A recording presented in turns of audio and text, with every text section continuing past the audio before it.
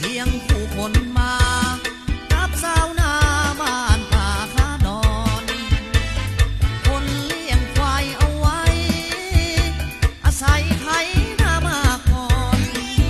เหนื่อยหลายให้ควายพักผ่อน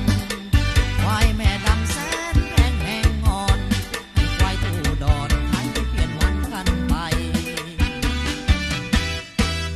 แดดจ้าหรือว่าฝนหำควายได้ทำงานหนักถึงใจโอ้เพื่อนเรียนละสารแห่งงานแก่คาดแก่ไทยคงหาเลี้ยวคอยน้อยใหญ่แถวปีนี้ยังปีใหม่ควายหับใจให้กับคนเลื่อยมาบัดนี้คนมีรถไถบ่ได้ยินเสียงไหลหุยอีกนาตกงานแล้วควายคงหน้าลงเล็มหญ้าน้ำตาไหลลินเคยไถนาเขียวเอื้องเคยหาเฟืองให้กินสุมไฟในยุงไหลกินลืมจนสิ้นควายได้แต่แนมน้ำตาไหลลงอาบแก้ม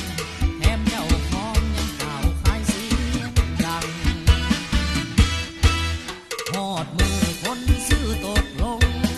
เงินได้พงควายเงี่ยงหูฟังผู้ต้องตายจากนี้บ่มีปัญญาห้องสั่งใจคนนอกคนนอนยังไถนาเลี้ยงมาพันครั้งแต่อย่าหวังจะยังชีวิตควาย